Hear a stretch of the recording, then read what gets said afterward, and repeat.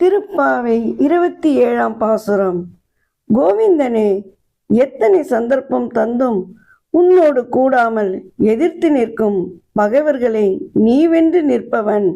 உன்னை பாடி பலனை பெற்ற நாங்கள் உன்னிடம் பெறும் வெகுமதிகளால் நாடெல்லாம் எங்களை போற்றும். விரதம் நிறைவு பெற்றதால் நாங்கள் கைகளில் வளையல் அணிவோம், தோளில் நகை அணிவோம், காதுகளில் தோடுகள், செவி பூக்கள் அணிந்து காலில் சிலம்புகள் அணிவோம். எல்லா ஆபரணங்களையும் அணிந்து புத்தாடை உடுப்போம்.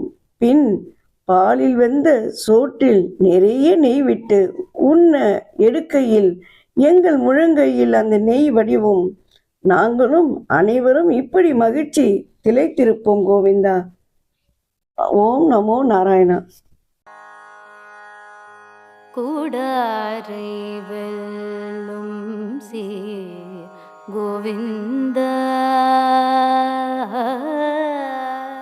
கூடாரை வெல்லும் சீர் கோவிந்த, உன் தன்னை பாடி பறை கொண்டு யாம் பெரும் சம்மானம் நாடு புகழும்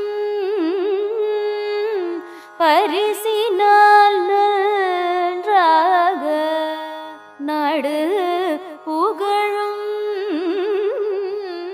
பரிசினால் நன்றாக, சூடகமே தோள்வளையே தோடே செவி பூவே, சூடகமே தோள்வளையே தோடு செவி பூவே, பாடகமே என்றனைய பல்கலனும் யாமணிவோ, ஆடை உடுப்போம் அதன் பின்னே பார்ச்சோறு